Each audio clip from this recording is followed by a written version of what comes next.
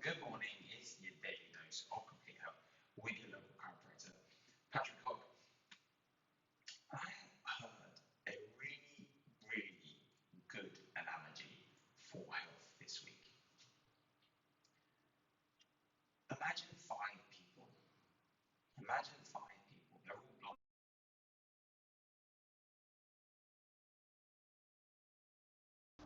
Imagine five people, they're all blind and they're holding on to a different part of an elephant. And that elephant gets sick. Now, one of them is holding the ear, one of them is holding the trunk, one of them is holding a leg, one of them is holding the tail, and one of them is holding the eyes. So these five blind men are all holding different parts of the elephant, and the elephant gets sick. Every single one of them will have a different interpretation of what the problem is. So the elephant gets sick and the eyes start watering, so therefore it must be a problem with the eyes, so we only treat the eyes. The elephant gets sick and the nose starts to run, the only problem must be the nose. Ooh. Sorry about that one.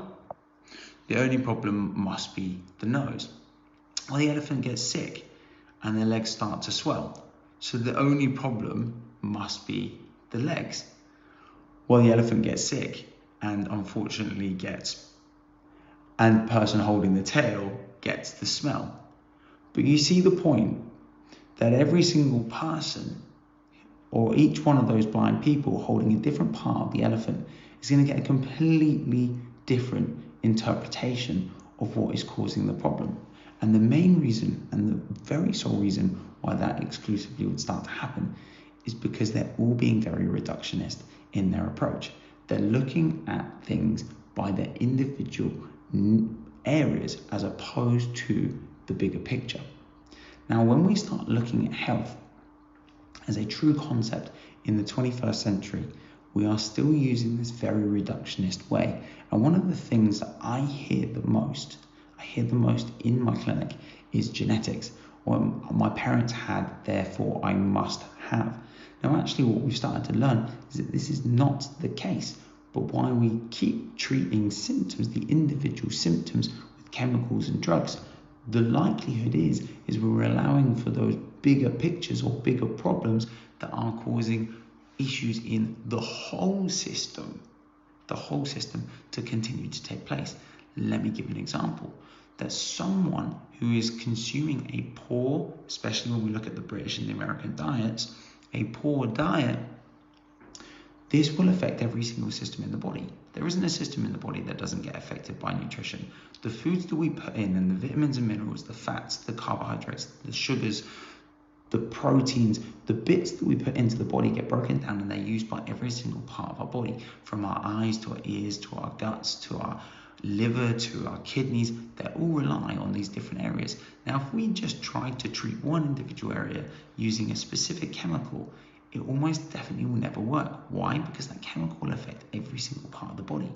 So by looking at things in a very reductionist way, in the way that we do within the medical profession, and breaking things down, you've got a heart problem, therefore we treat the heart. Well, no, the heart's only under distress because we're actually mistreating the body as a whole, and actually the area that is becoming the most affected is the heart. So if we start treating you with a heart medication, guess what? It is going to affect different areas of our body.